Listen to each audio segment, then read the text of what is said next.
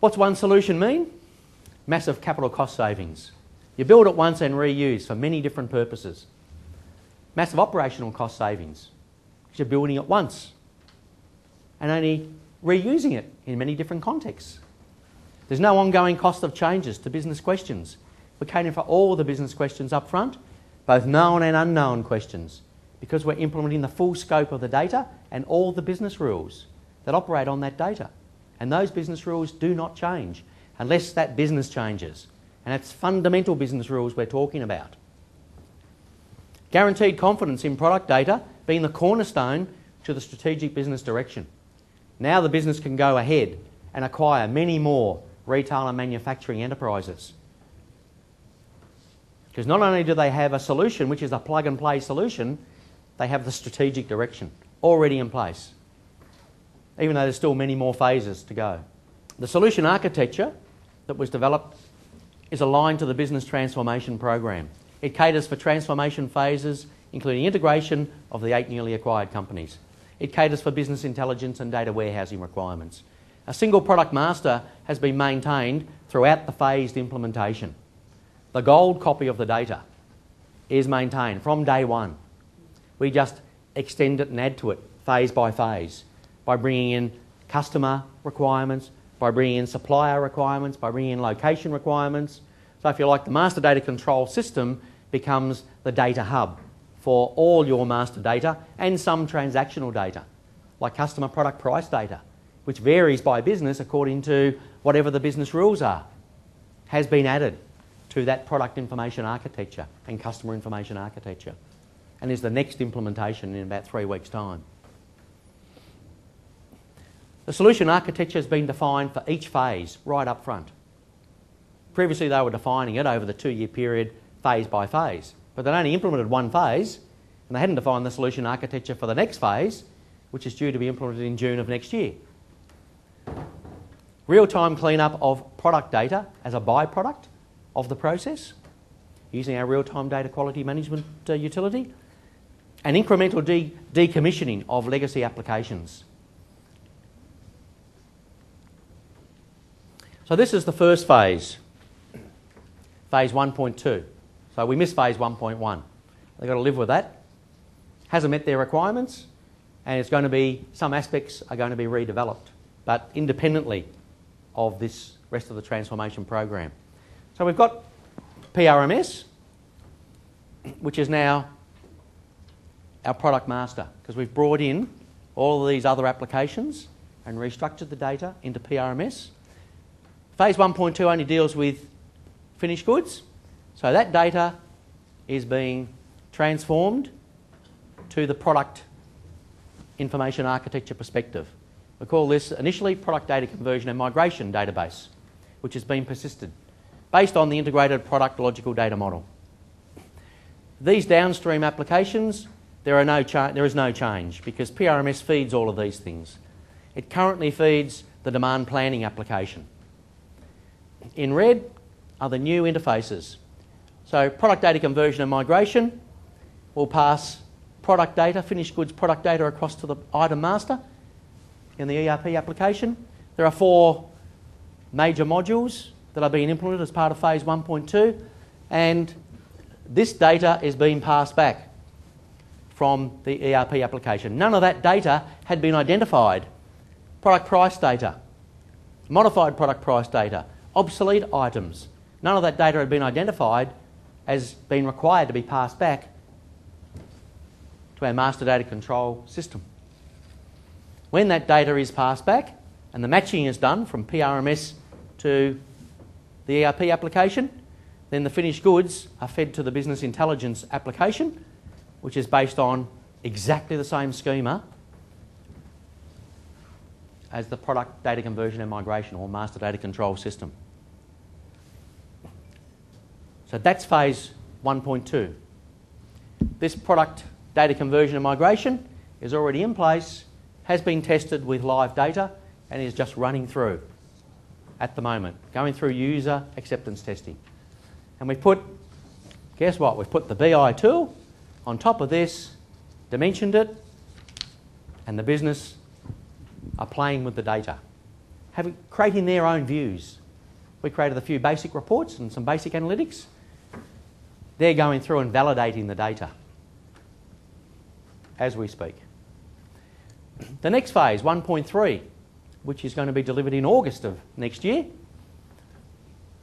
All of a sudden, this product data conversion and migration has become the product master, still based on the integrated logical product data model.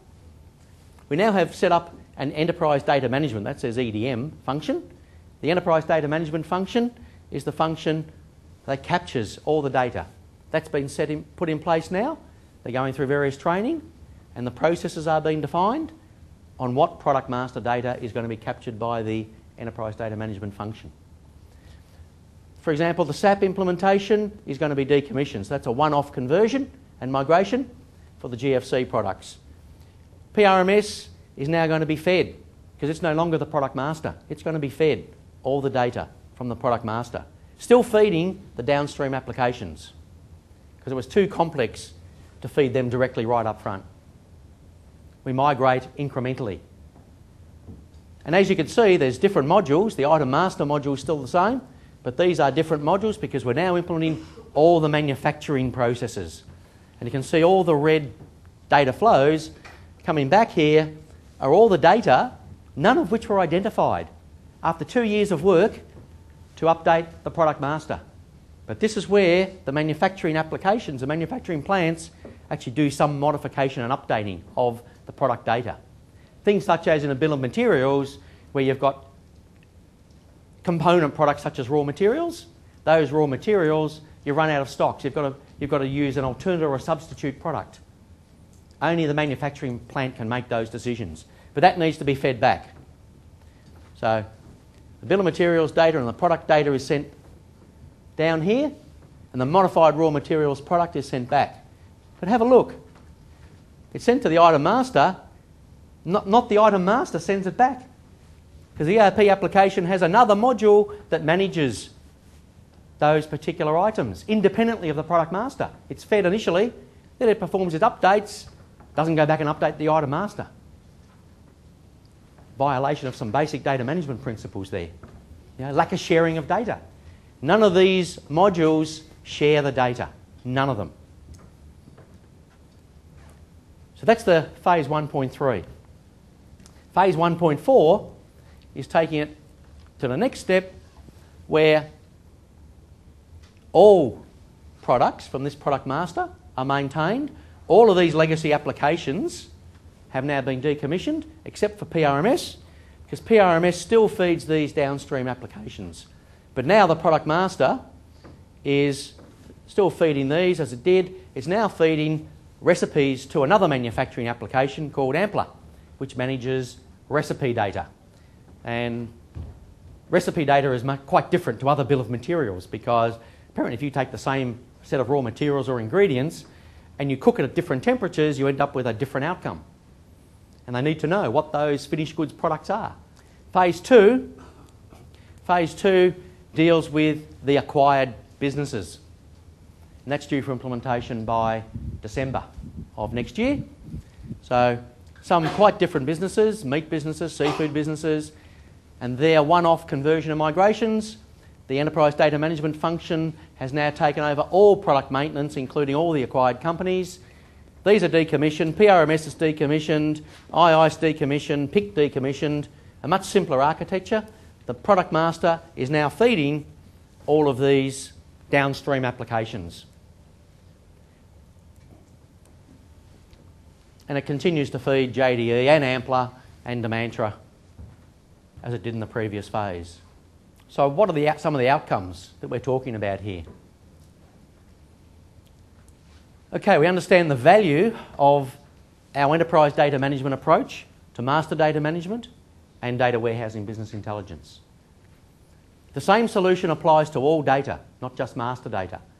Now we're mastering some of the transactional data, not just the product and customer master data. The same solution can be used for data conversion and migration. And that's the first incremental implementation, that product data conversion and migration, which is the data is persisted. The same solution can be used for enterprise data warehousing business intelligence, cost reduction in overheads, cost reduction in upfront effort, because you're building it once and reusing it, and you're minimising data security and privacy breaches, because you're integrating that and implementing from an enterprise perspective as part of the master data control system. Day one, first implementation. You're providing application-independent know-how in a complex business environment. You're providing the basis of both tactical and strategic solutions. And you're achieving industry-wide data quality using an enterprise business blueprint, the enterprise services model. Okay. Any questions on that case study? I think what you showed me there is that to transition from the legacy to the new environment, it's quite complicated to take it from a heck of a mess to something that's a lot more ordered, structured, and we've got proper master data management. And that, to me, just highlighted that. I mean, you've very carefully outlined, covering all the bases at each step through, and it's quite daunting in a way. But I think that helps us realise that these environments are complex, and to transition them like that is not easy. And I think maybe some of the failures are a failure to recognise that need to incrementally do that carefully and what's involved in doing it. So I think that's interesting from my point of view. Absolutely. You're spot on. It's what we call the lack of an architectural perspective or an architectural approach.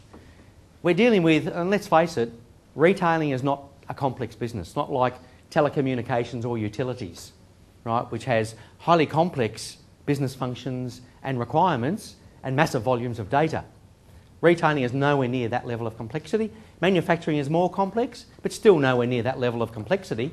But when you're dealing with only 22, and we know organisations that have got literally thousands of legacy applications, feeding into a SAP ERP application, for example, it's been customised 90%.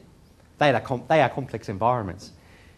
Retail and manufacturing are not complex, and yet this transformation program has been running for 8 years in the States, still no end in sight. But they haven't followed this kind of approach. And all credit to the management of this organisation that identified, after 2 years and falling nearly 12 months behind schedule in the transformation program, that without having a blueprint of how they're going to get from where they are now to where they want to be, it wasn't going to be successful. And they'd had many, many consultancies in doing all these fabulous things. Not one of those had identified, pull out your master data. And we knew what the end solution was going to be like before we started. However, they didn't. And it was a journey, an educational journey that we've taken them along. And that's only 6 months. We've implemented the product data conversion and migration and all the models, done all the modelling before that. And so now they're enthusiastic, they're eager. You can see there's a new passion in the business because the business people have been screaming for this. One told us for 20 years they've been screaming for product master data control to be implemented.